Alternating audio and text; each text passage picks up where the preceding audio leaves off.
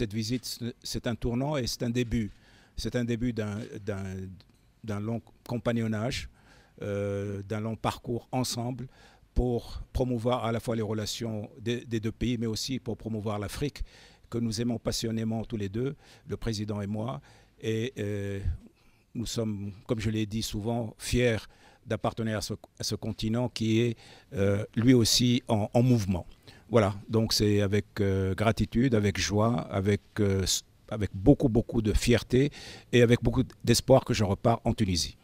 Je dirais qu'aujourd'hui, la Tunisie est intéressée de s'intégrer dans le maximum d'espace économique. Donc nous aimerions faire partie de la zone douanière de cette région économique, de cette sous-région économique qui est en pleine expansion.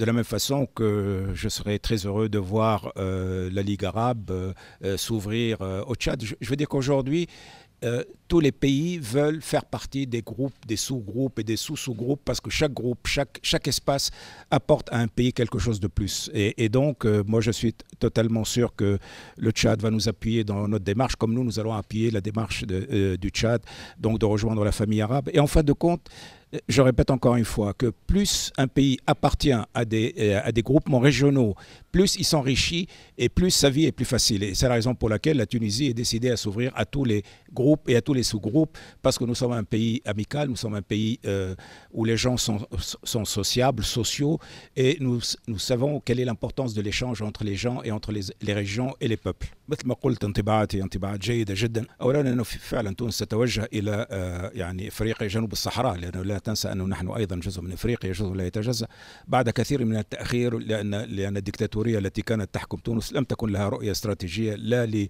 لنهضة إفريقيا ولا لمصالح تونس، وبالتالي فنحن نتدارك الآن هذا الخطأ في الاستراتيجية العامة. بخصوص علاقتنا مع اخوتنا في تشاد، نحن نعتبرها علاقه مركزيه، لانه نحن وتشاد نتشارك في كثير من الهموم. مثلا انه موقعنا مع الحدود الليبيه يجعلنا يعني مضطرين للتعامل مع بعضنا للتفاعل مع القضيه الليبيه مع اخوتنا الليبيين، ونحن بطبيعه الحال تحت ذمتهم يعني لاعانتهم على المرور بهذه المرحله الصعبه. وانا عندي كامل الثقه في ان اخوتنا الليبيين قادرون ان شاء الله على تجاوز هذه المرحله وهذه الصعوبات. ايضا لانه تشاد بلد واعد من الناحيه الاقتصاديه، تونس ايضا بلد واعد من الناحيه الاقتصاديه، نحن بحاجه الى بعضنا البعض، نكمل بعضنا البعض، وبالتالي فانا على ثقه انه نظرا لتقارب وجهات النظر السياسيه ونظرا للاخوه والعلاقه الشخصيه التي تجمعني باخي الرئيس، ونظرا ايضا لوجود جاليه من الطلبه التشاديين الذين كانوا تعلموا في تونس وهم الان موجودون في تشاد، واعلم انهم جميعا يحبون تونس. كل هذه الظروف يعني ستجعل من العلاقات بيننا علاقات متميزه على كل الاصعده. La Tunisie est un grand pays d'Afrique et arabe. Le Tchad est un pays africain qui est aux bordures du monde arabe et du monde négro-africain, en fait, disons, et qui a les frontières nord avec le monde arabe, évidemment, et la frontière sud avec le monde négro-africain. C'est un avantage, évidemment, comparatif. Le Tchad aussi a une culture, en fait, islamo-arabique qu'il faut reconnaître. Les relations entre les deux pays ne datent pas d'aujourd'hui. Ça date depuis les indépendances. Et la Tunisie a donné de grandes opportunités à la jeunesse tchadienne pour se former et venir travailler dans leur pays. Aujourd'hui, à l'heure où nous parlons, nous avons plus de 700 étudiants tchadiens qui sont en Tunisie et qui étudient dans les conditions les meilleures possibles. Et je vous dirais d'ailleurs que ce n'est pas un secret pour des polichinelles.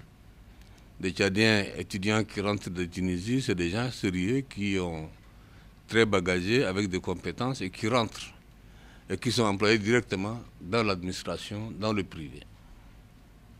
Ça, c'est quelque chose déjà qui existe. Maintenant, les accords que nous venons de signer sont des accords importants qui rapprochent davantage les deux pays et qui renforcent la coopération bilatérale entre les deux pays. Il est vrai que les compétences, je dirais, dans tous les domaines, dans ces pays frères, la Tunisie, sont avérées. Les compétences dans tous les domaines, je dis bien. le Tchad a connu une longue guerre qui ne lui a pas permis de développer, en fait, disons, des ressources humaines. Nous avons des ambitions pour notre pays, certes. Nous voulons combattre la pauvreté, certes. Nous voulons atteindre au moins, d'ici l'année 2025, en fait, disons, c'est que c'est une ambition, nous nous sommes fixés pour atteindre, en fait, disons, le Tchad deviendra un pays émergent. Et cela ne peut se faire que si le Tchad a des ressources suffisantes humaines et des gens bien formés, des gens qui sont disponibles. Il y a aussi l'autre aspect qui est important, c'est la coopération entre les États africains.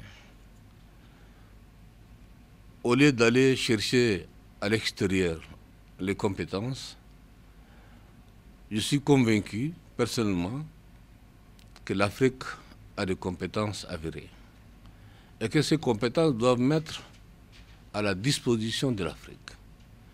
Donc les compétences avérées de la Tunisie, nous les demanderons et nous avons demandé, j'ai demandé à mon frère, pour que ces compétences viennent soutenir, en fait, disons, les efforts que nous faisons dans notre pays.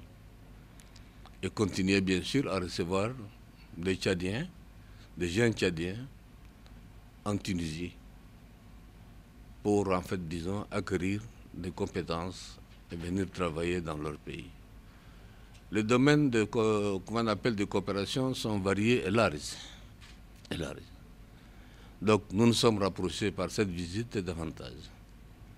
Il y a la possibilité des hommes d'affaires tunisiens de venir ici, un pays, en fait, disons, qui vient de commencer son développement, même si, évidemment, nous reconnaissons que nous n'avons pas beaucoup de ressources, évidemment, mais il y a la possibilité, pour un pays africain comme la Tunisie, qui a des compétences avérées, des hommes d'affaires tunisiens, de venir faire des affaires ici.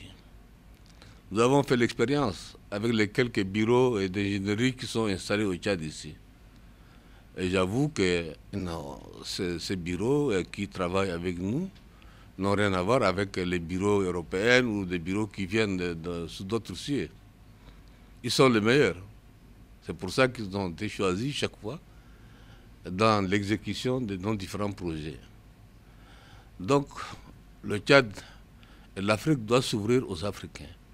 L'Afrique doit s'ouvrir aux compétences africaines. Là où les compétences nous manquent, nous devrions aller chercher loin. Le Tchad est un grand chantier.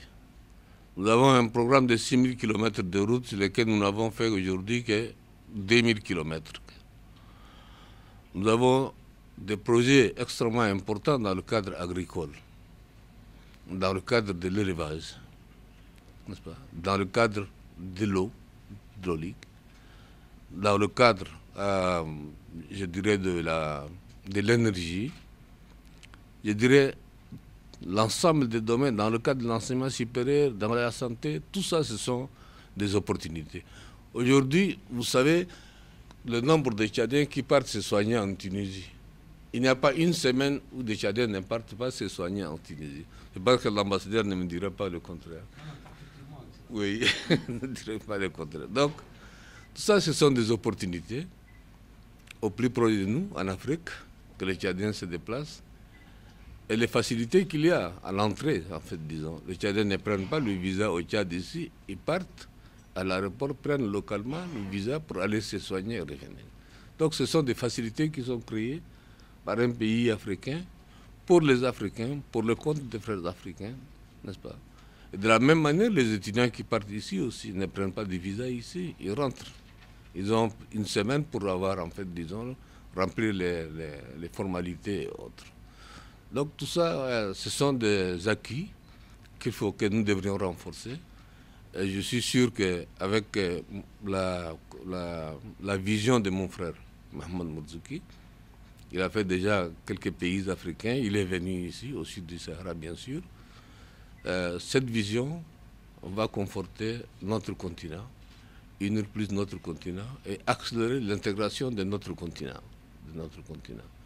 Nous sommes très heureux aujourd'hui de voir que la Tunisie, qui a connu, en fait, disons, le printemps arabe, est un des rares pays, en fait, disons, qui est sorti de cette turbulence avec beaucoup de santé.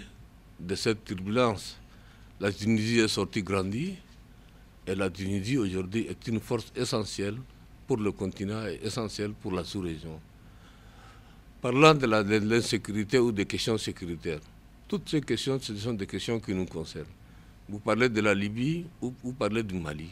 Ce sont des pays qui sont au plus près de nous. Le terrorisme n'a ni visage, ni connaît ni femmes, ni enfants. Prenez le cas de Boko Haram ici. À part les 270 filles qui ont été enlevées, hier on parle de 60 ou 80 filles et femmes qui ont été enlevées encore pour la deuxième fois. Donc ce terrorisme nébuleux, en fait, disons, aucun de nos pays ne peut, à lui seul, en fait, disons, arriver à bout. Donc, nous avons échangé avec mon frère le président. Nous devrions nous retrouver. Tunisie, il y aura une rencontre d'abord au niveau ministériel, je crois.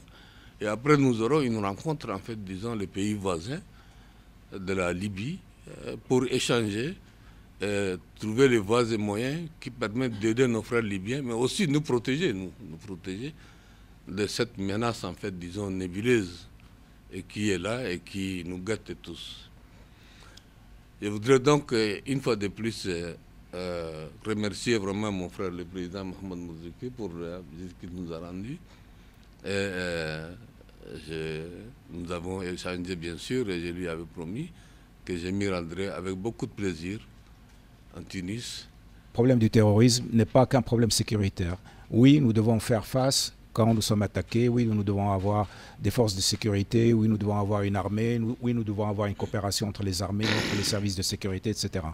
Mais fondamentalement, si nous voulons gagner la bataille, il faut la gagner dans le cœur et les esprits. Il faut revenir à un islam, à une véritable compréhension d'un islam modéré, d'un islam fraternel, d'un islam pacifique. Il faut gagner la bataille aussi du développement, parce que tous ces jeunes qui partent combattre, tuer dans des conditions atroces, viennent souvent de la misère, de l'ignorance, de la pauvreté. Donc, il nous faut à la fois nous adresser aux symptômes du mal, qui est la violence en elle-même, et nous devons la combattre. Nous ne pouvons pas accepter la violence, mais en même temps, nous devons aller profondément à cette racine du mal, l'exclusion, la pauvreté. Et ici, bien entendu, je ne suis pas en train d'excuser le terrorisme, loin de là. Il n'y a rien qui puisse excuser la violence. Il n'y a rien qui puisse excuser ce qui s'est passé avec nos filles au Nigeria. Il n'y a rien qui puisse expliquer la brutalité avec laquelle on assassine ici et là. Rien. Rien ne peut justifier. Donc je ne justifie pas, il faut bien comprendre ma position, mais je dis qu'il faut condamner de la façon la plus claire, la plus nette cette violence et la combattre de la façon la plus franche. Mais il faut aussi que nous allions au fin fond du problème, gagner la bataille du développement, gagner la bataille des idées, gagner la bataille de l'intelligence, ramener les gens, notamment les jeunes, à une saine conception de l'islam et à l'espérance et à la croyance dans un monde dans lequel ils ne seront pas rejetés. C'est la volonté politique de deux pays qui vient d'être affiché par l'accord de la signature de ces accords. Vous ne pouvez pas mettre en doute, en fait, disons, notre capacité de mettre en place ou de réaliser ce que nous avons nous-mêmes, en fait, disons, signé, notre signature. Les ministres ont signé en notre lieu et place nous-mêmes.